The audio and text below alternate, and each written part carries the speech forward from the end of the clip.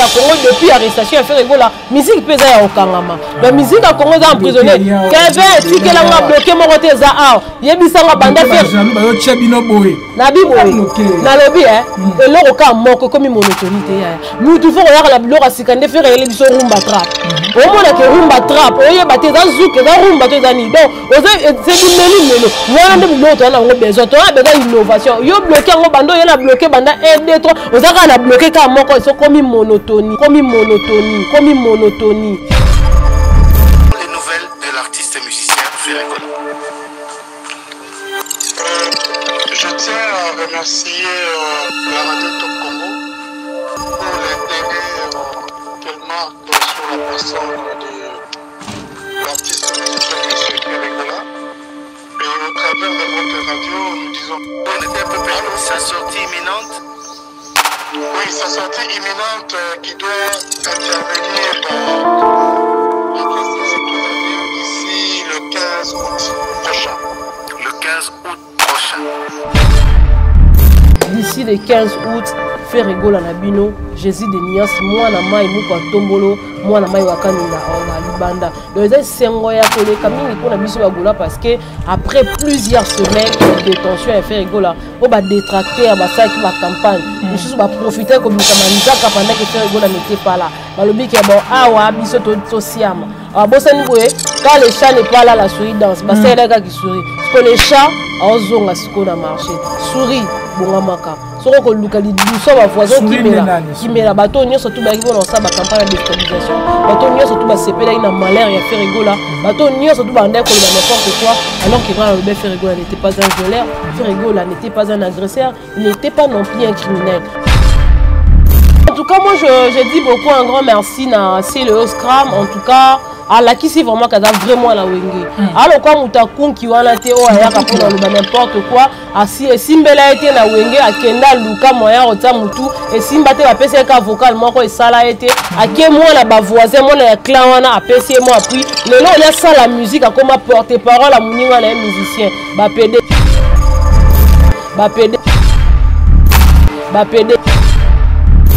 Bapede kalate bokima mbanga en tout cas wana ko ya mto Hollanda te mutankunki akenda basa l'opération kunki simbita kosi akenda tournée musicale en tout cas le monde a ta vidéo morte kalate album dynastie et EP ça fait Ferregola disque place bokanga mais oui oh nabi en termes de vente vous kamaya osalate chaque jour oh ya tika tant que tu as la liste et la vente sur deux places pour aussi comme papa la plateforme streaming est belé tu le bandé Amazon parce qu'il y a des maisons mais la plateforme tu tout partout album dynastie dans le bimi et banzo roté kama 4 derniers albums il a fait rigoler les zones sous la vente. Ok. Donc ce qui veut dire que Ferregola c'est une grande personnalité dans la musique congolaise. C'est le père de l'indépendance de la musique africaine. Ferregola c'est l'héros national de la musique congolaise. Oui, oh, ma vie est ni maman tout le temps là bas œuvre bien le quoi Ferregola. Yebisanga Ferregola na mungongo aza. Ferregola emba la simate awa. Ferregola emba la simate awa. Ferregola emba la simate awa. Ferregola emba la simate awa.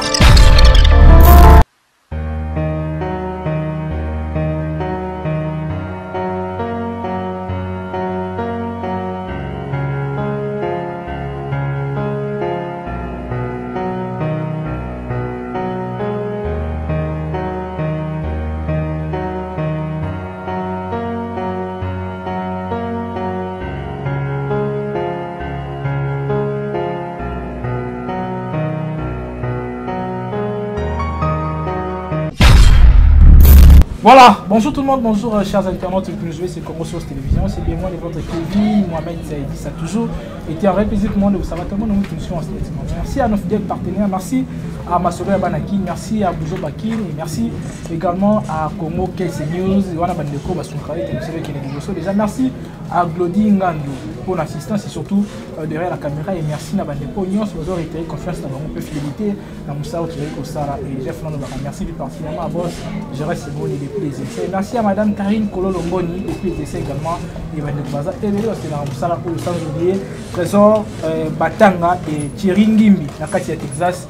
na États-Unis toujours na oui ça kuna ne bande ko bazala kawana déjà to so la plus marmotai surtout plus actualité tali dali dominé na o ezali toujours le lelo libération to pe relâchement à faire ego là o yo to bi kazaki interpellé et qui moi mikolo ebele o ezali kendeko déjà il fallait la relâcher par rapport à la date la personne qui soit condamnée par défaut mais jusqu'à là on allait libérer mais le but de mon qui aux intervention il y a maître Ig Matali Azali avocat il y a faire ego là et déjà nous ego on les acquis plus mais je suis au temps qui peut l'ensemble de liberté pourquoi pas que la langue il approche et artiste ndé ba mérite ko pesa biso déjà ba précision avec lui déjà on se lana moko ba gauloise moko ba ndeko et na oui ko benga e concert nga mais en même temps il faut la bonne valeur surtout la musique aux ezali ko ba œuvre ya faire ego là neto so lana nami yaba moko ba ndeko na maka du temps autre neto so lana mingi déjà pour ne pas monopoliser ma parole Naomi Yaba, noir, netka matanga, mais quand même, tous la libération à faire ego là. Ngai, bonjour, na lobby, noir est la couleur préférée, na ngata na ba fête na la ta noir. Dans ce moment na la ti noir, ko kanta maman matanga, te ko za PC parce que noir est la couleur préférée. Dans la appelé la 15 ans pour la que son robe fête bo na sombi noir. Dans le noir, c'est ma couleur préférée. Merci beaucoup na Kevin Mohamed pour l'invitation encore une fois, merci pour la confiance sur vos pesanga parce que ça a donné à tout le monde hein, ba pesa bino plateau. Base importance pour ma ça yo ba yambaro na bémission en tout cas ce n'est pas donné à tout le monde déjà merci beaucoup pour la considération merci au boss Gérard Somboni mobala maman Karine Kololo Mboni ba salutation na bino yangwana merci à Glodie en tout cas msala 5 sur 5 en tout cas tikete nzambalola abaxesu ya mingi merci na ba gaulois ba gauloise ba gladiateur nabi ke ozaki ebele wanda kozela ko ka ba bonne nouvelle alors bonne nouvelle yango yeye d'ici le 15 août faire rigola na bino Jésus de Nias moi na mai muko tombolo moi na mai wakaninda oza libanda donc c'est sengo ya koleka mingi pona biso bagola parce que après plusieurs semaines de détention et faire rigola o ba détracteur ba ça qui va campagne nous ba profiter comme ça manzaka pendant que faire rigola n'était pas là balobi ke bon awa biso to siama bosani boye quand le chat n'est pas là la souris danse bah c'est là qui sourit parce que le chat a zonga siko na marché souris bongamaka soko ko lukali douceur ba voisin qui mera bato nyo surtout ba kibo na sa ba campagne de déstabilisation bato nyo surtout ba sepela ina malheur ya faire rigola bato nyo surtout ba ndeko ba n'importe quoi alors que quand le faire rigola n'était pas un violeur faire rigola n'était pas un agresseur il n'était pas non plus un criminel il comme la mutunyo surtout et bah ça la tutesse na justice té nul n'est au-dessus de la loi exécute d'abord ne balobaka ndimana nuyaka motif et kozala connu ici gazo kende faire rigola obtempéra qui na demande de justice et faire rigola à kende ko se présenter et comment qui tous la libération voilà tous la libération déjà lobby to monaki qui lobby intervention il y a maître Ig Matali avocat il y a faire rigola déjà lobby comme on a yé lobby nenga sola lobby apparemment on irait babi toujours à la kaka oui bien que to lobby le 15 août mais to riko le capé le 15 août c'est n'habité ils a probabilité les le 15 août topé et au téléma le 15 août maître Ig à lobby boy d'ici le 15 tout comme Eko Kozala avant le 15 mais ils alla après le 15 donc tu sais qu'à d'ici peut-être Kozala le 1er août, le 2 août, le 3 août. Avant quand on commence, le 15 août, faire rigola à Ozala, la liberté, une liberté provisoire parce que ça ne sera pas une liberté totale, mais une liberté sous condition. C'est-à-dire que, à limite, la condition, surtout, le juge, il y a France, par rapport à dossier, tout comme on a repassé de temps à autre, dans le tribunal, pour répondre à l'appel et puis après m'amener tout ce récit est libre totalement voilà mais par rapport à bagouloise bandeko mingi pena bazelara bandeko zela faire rigola surtout bandeko ben ne ba mode de pesa maki ba gouverner gaulois bandeko ba baki faire rigola to yamba ina ba manière mais déjà comme on a ndenge mettre igalois lobby apparemment déjà faire rigola à Rosala penza ni moteur ko mapena na territoire française na noté à Rosala no cap ndinga c'est vrai ils a bon compte te donne une liberté provisoire au cas où peut-être que oza peut-être na état de santé na ils permettre té wana ba koki ko pesa yo ordre ya ko quitter territoire pour moki ko se faire soigner peut-être ailleurs ceux qui na territoire oyo zali ba soins appropriés ezati mais ceux qui za que non oza na o bien na ndenge na o état de santé en tout cas ils a problème té ata aza na territoire problème ezati mais lobby kuna ozala kaka libre totalement donc on a quitté totalement le cas peut-être caméra n'est pas bénéficiaire dans la liberté totale après avoir quota là bah grief Ozaki à sa charge bah Monique non Ozaki qu'on tenir parce qu'il n'y avait pas de preuves tangibles. On a fait en sorte que Vital Kamerhe soit lavé de toutes ces accusations. C'est des mêmes peines à faire rigoler. Il faut qu'on y ait un ebisarabatu bon. Tous à la kawana ka te pona Rolanda mambo e inda ke zongaki. To lukaka ko yeba makambo ya mibeko ezaka très important que vrai. Surtout mibeko soko yebi yango eza pas pour muta manipuler. On céder facilement te na mutu mo baye pour à intimider. Donc c'est important. Ferregola va bénéficier d'une liberté provisoire. Oyo akozala nanu na interdiction ya kokende frontini oyo territoire mususu. Mais à relivrer peut-être un peu concerté. Oyo tali peut-être ba production, ba studio, ba nini, on les canaé mais on sala naé, mais quand on livre concert, donc on quitter territoire français, ndé on sala monter, voilà. Voilà. Déjà là, tout les mamans qui côté à Japon ou Tikolobila, faire égaux là oui, on la relâcher mais sous condition, là on la conditionner, mais déjà tu es bien à n'engagé zagi ba imboka, ne ba kanga bande comme sous, ba continuer sous ba kanga kawa. Tant que ça rabon liberté provisoire du fois et ça rabon peut accès tant que comme la dame sous procureur que n'a pas besoin que n'imboka x to y n'a que tant que soit na ça makambo est-ce que le lot faire égaux la pierre pour que côté sa lettre et pas ya bazouzi au côté ya bandeko ya côté ya France et que ba pesa y accès wana tant que zone à Kinshasa même pour une semaine et puis ya zone dessus na. Et voilà si ça dépendra maintenant ya faire égaux là na pertinence ya eloko ya zo luka kendo sale. Soit on dit peut-être que non par rapport à l'évolution du dossier avant d'Azela na ka mamne to tumbala moko ozela ya on a lobaki c'était peut-être que non pour un problème sanitaire aux aussi peut-être que non allons à territoire o yazali pour qu'il ne territoire mususu il peut formuler une demande c'est pas un problème et puis déjà ceux qui va accorder yo liberté provisoire rien n'empêcherait que ba accorder peut-être une demande mo ba mona que non ils en ont mabété mais ceux qui va boya ra mutu allons à territoire aza pour franchir territoire mususu ils a par crainte peut-être que non kende à Kenya exil il y a libéra alors donc déjà pour faire rigolo ça sera pas ainsi parce que c'est un grand artiste c'est une grande star c'est quelque chose donc aza icône yamboka na biso musicalement parlant donc faire rigolo ne peut pas fuir la justice parce qu'il n'a pas déjà fui pendant qu'il était en prison donc il ne fuira pas aussi biso souhait na biso tout le monde a fait rigolo aza non libanda ce qui importe pour l'instant parce que au moni Kevin au cause de l'oliaka au melaka mais ce qu'on a en détention aux a demi-mort hein? Parce que aux a privé na babilo rebelle alors souhait à bagolois ils a ba mona fait rigolo à libanda atamboli pe na awa akepe awa ata franchir na ba territoire musuté mais quand même que toyebi faire rigolo à libanda et déjà sera za libanda na ndimi na ngate que non ba temps oyo kozwa pour ba pesa ye liberté totale et ça pour longtemps je ne crois pas donc ça sera peut-être pas après 2 mois 3 mois faire rigolo sera totalement libre donc souhait la biso za juste cas que tout le monde est libanda et surtout ils ça biso c'est roaming parce que to zela qui a trop to yo kata liberté provisoire wana et aujourd'hui la liberté provisoire a été accordée en tout cas c'est vraiment une satisfaction pour nous les Gaulois. Voilà, une satisfaction mais pas à 100% quand même. Bon, pas à 100% mais tu as quand même que faire rigolo à Zalibanda.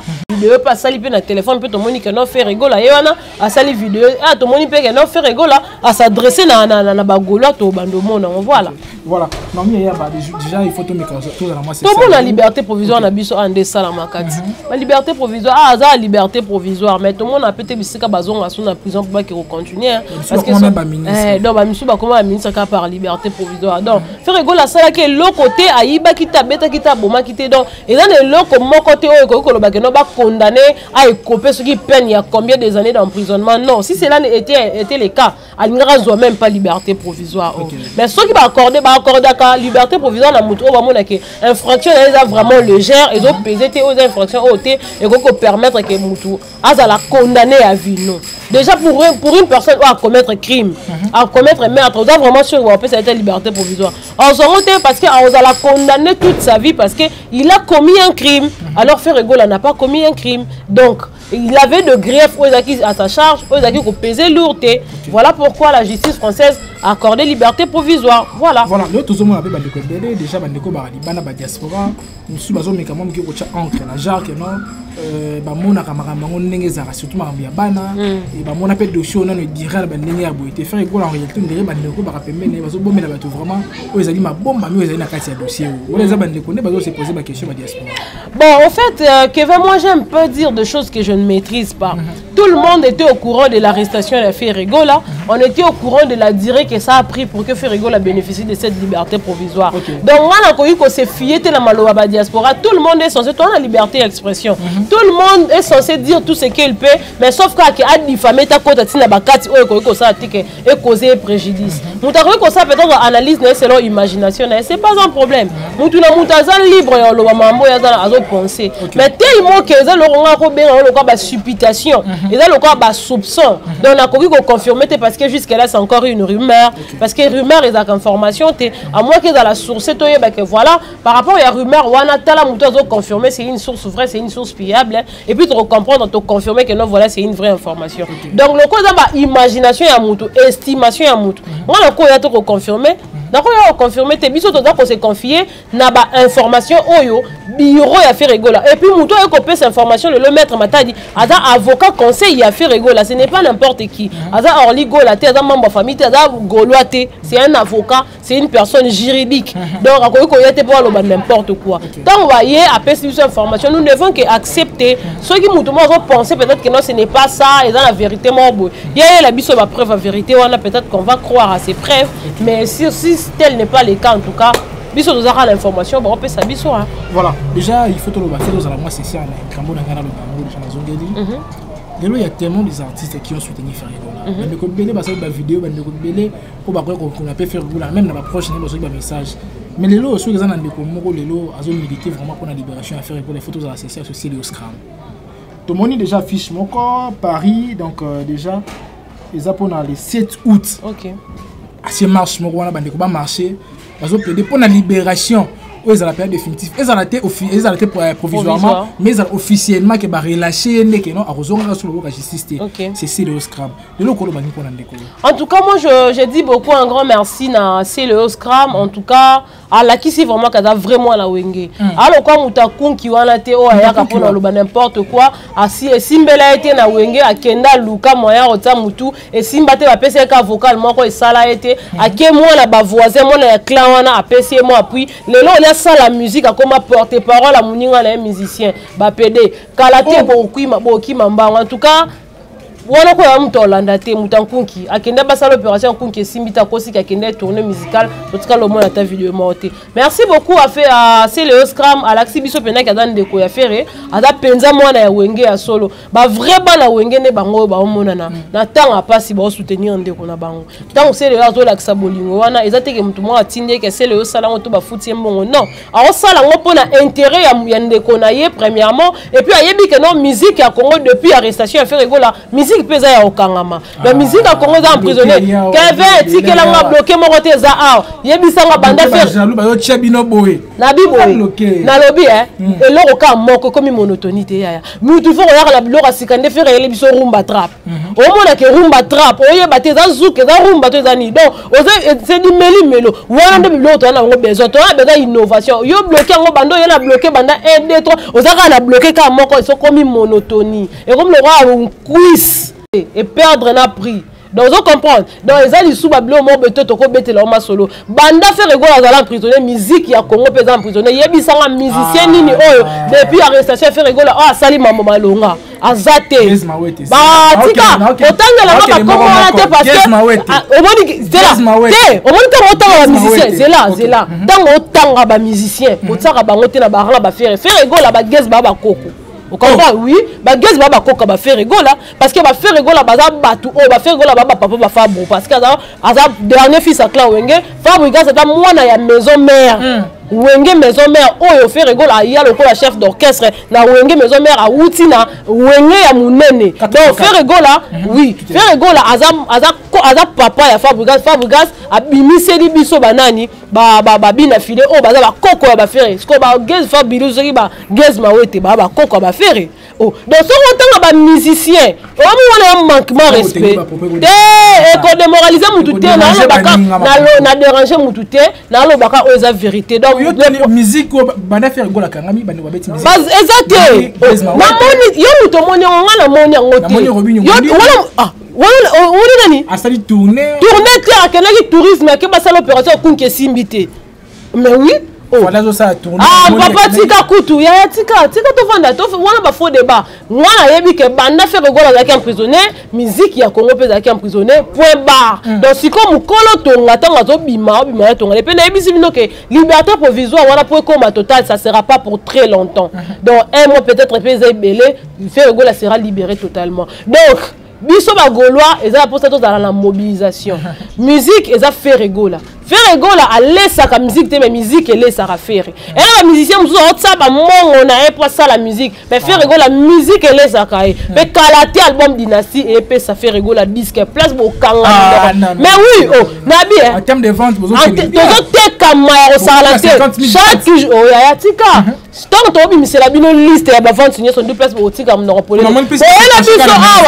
Ah papa la plateforme streaming est belé to lo bande Amazon parce que eza maison monene mais la plateforme to teka partout to yelo liste ba maison biso to teka partout donc faire rigola azana vente dynastie tant ba zo teka azana boza classé na top 20 ya to classé na top 20 to au moins na bisayo nga ba précision ba nini ya soto na oyelo na oyelo pena liste Kevin ya to ça l'émission liste yango au moins na maison au place to ça moi la maison et en plus na bisayo album dynastie tant bimi et banzo otekama 4 derniers albums ya fait rigoler les zongi sous la vente. OK. Ozomona. Donc ce qui veut dire que faire rigoler c'est une grande personnalité dans la musique congolaise. C'est le père de l'indépendance de la musique africaine. Faire rigoler c'est l'héros national de la musique congolaise. Oui, oh, ma vie ni maman tout temps à la œuvre bien le quoi faire rigoler. Yebisanga, faire rigoler na mungongo aza. Faire rigoler emba la simate awa. Faire rigoler ndenga za na asa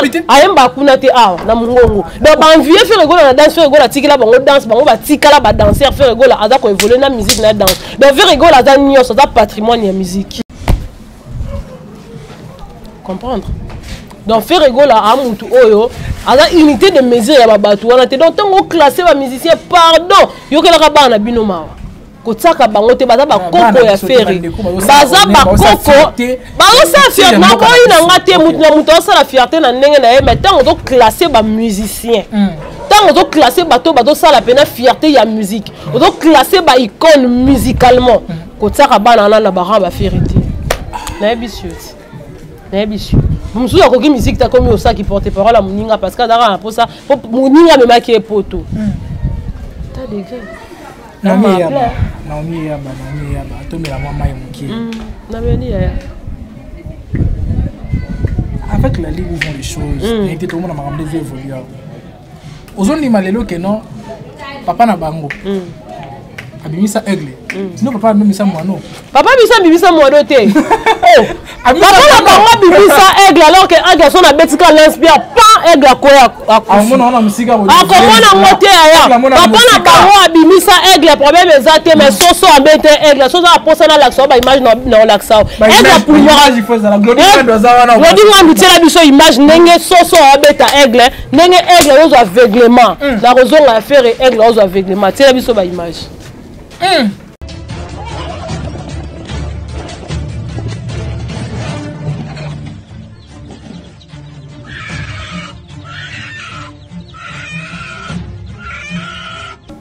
Ozomona.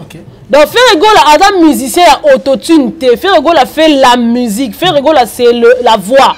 Donc faire rigoler ayemba ka ba concert live on limite que concert live et ate le quoi ya bango le quoi so autotune et kimi Mutalinga kufa na podium. Ya on te Sarabino. Zakari, obako tsambongo. Organiser concert, faire rigola na zawadi planning moko. Faire rigola za na problème te. Bandi mandeka ko yemba na faire. Problème ezata, et mambalart, et copa l'art, copa musique. Mais mandeka ko supporter ko yemba na faire. C'est ça le problème. Donc, il faut supporter succès. Papa na te oh yaya, ngama succès na akuna te. Biso soki talent est réel. Succès et la éternité. Faire rigoler la bande musique quand les gens on parle de faire rigoler. Tant que faire rigoler la bande musique, bana makelele ba hôtel à faire rigoler la TV. Oh. Oui. Faire rigoler la longue maison mère aye la clan na bango a imposé qui fait rigoler. na clan na bango abeta vita imana nani abeta vita abeta chano kwa vita imana nani atika alongola défi wana tilelo azalati donc faire rigoler tant to beta ba musique donc musique c'est faire rigoler so moni faire rigoler comme sinza mo patrimoine musique amboka na biso c'est faire rigoler vous comprendre donc botika ka ba ko comparer ba faire na bato na papa banga bota soki aigle soki nani biso etali biso te papa na biso abota satellite taka ba pesa tour de contrôle mais satellite soit dans likolo avion et quoi tour de contrôle à mon côté mais satellite à mon bisika avion quoi ce qui veut dire que faire rigoler c'est une puissance dans la musique congolaise. Okay. Voilà non mais je crois dans Europe na tamingité là déjà message nini o loba ko retenir na mutu oui bien que bande ko ba ki mettre igaye ko loba ba mona a vite déjà récemment au dès ko bimisa bimba propos mo wana déjà mais quel bon plus quoi c'est tout à connecter voilà bande ko bazala mo apaiser mais déjà comment on a message bande ko bazo pesa wana et ça biloko za quoi sérieux vraiment bande ko pour de vrai parce que là les gens nous souhaite que maman a bino so ya calamité mazo ndima ka te faté mal boso le panga mona ndi maman ndo yana musika kwa ndima. Est-ce que bande on a fait tirer na position wana tu vas faire na penal bosso ya kiti na kwa zira papa zo kota nanda te bande konde wazana da bandimiti na biso mutu aye koloba azan mutabiloba loba te ya ona loba na yo na émission mon Afrique centrale tango ya menga na so Kevin moni avocat azaka mutabiloba loba te avocat ko la kala mukita sokoli mai aya vani lokwa ba makizembe to ba vanda ekiri na bango ya bata na ba muta kimbiolongo ba na n'importe quoi wana ba analyser te wana ba beziste muta kimbiolongo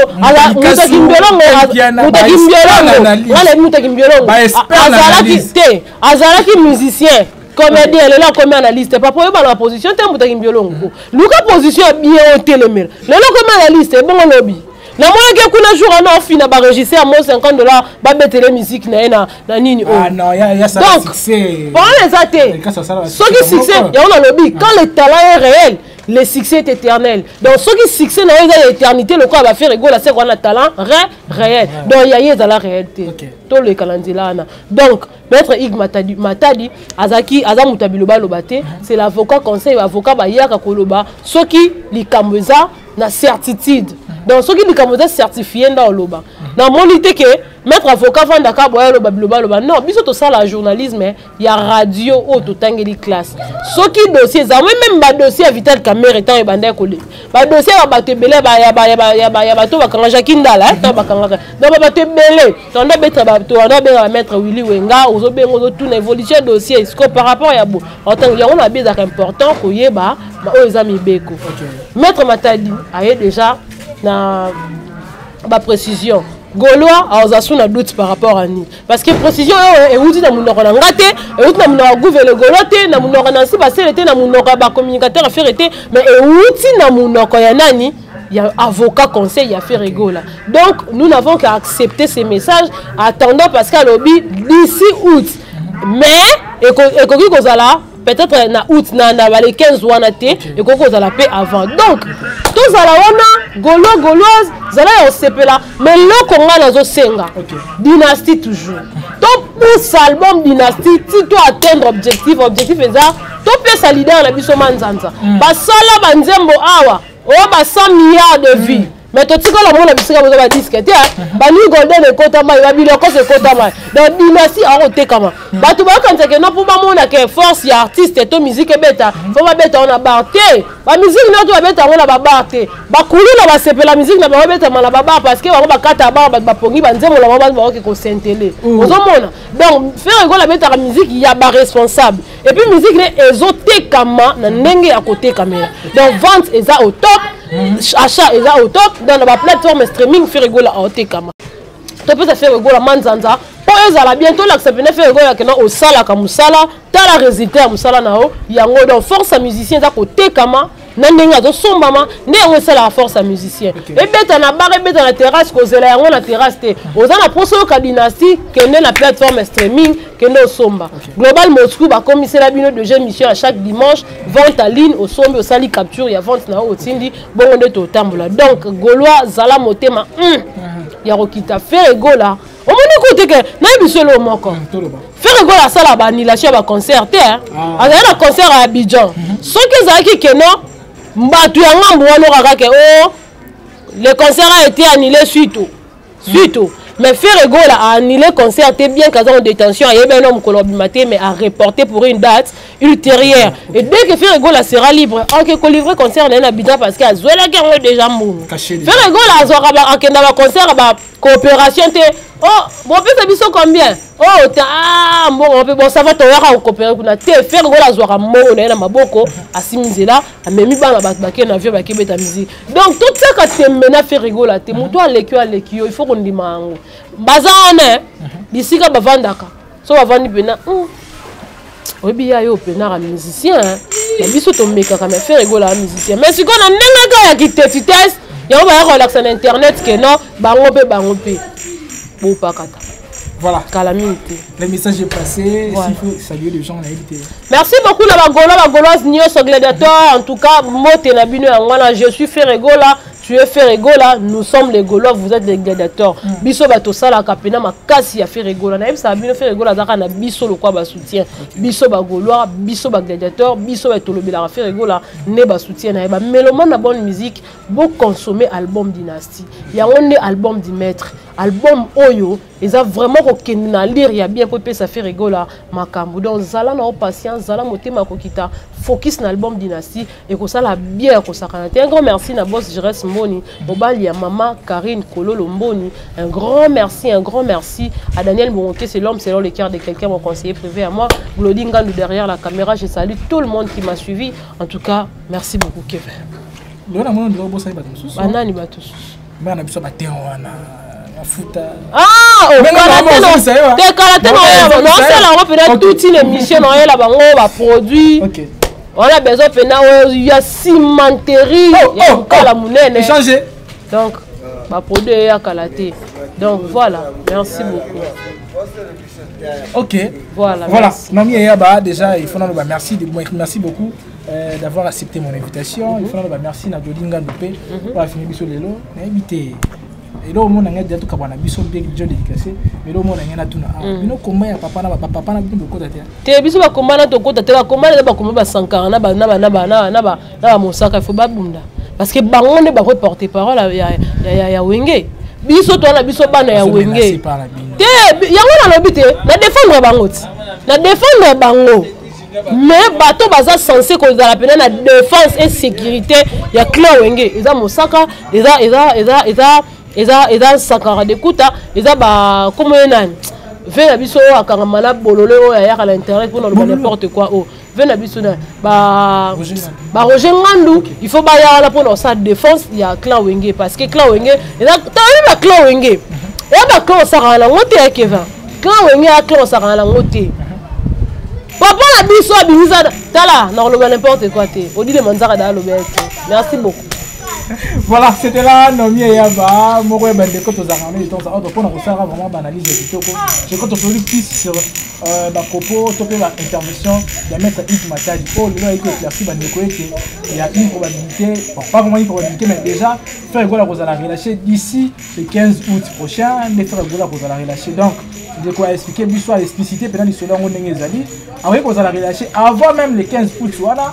Tout comme si Pierre avec Kozala relâché, soit le 15 août voilà quand même. Déjà, tout chacun a 4 jours voilà, même de quoi Kozala relâché, l'artiste a Kozala relâché. Je crois que Bazali vraiment apaiser les lots bazu penda kimia, surtout Zaki Malobo Bazali Kozala penza, n'angambo ya bagolois pour que Bazala vraiment satisfait, Bazala vraiment motema ya kokita. Merci déjà à la bande de Kounios pour l'aider à la faire. Merci à Glody Ngandou, merci à votre Jérès Mboni, merci à Trésor Batanga et merci à Thierry Ngimbi. Nakati à Texas, Nakati à États-Unis, Mboka à USA.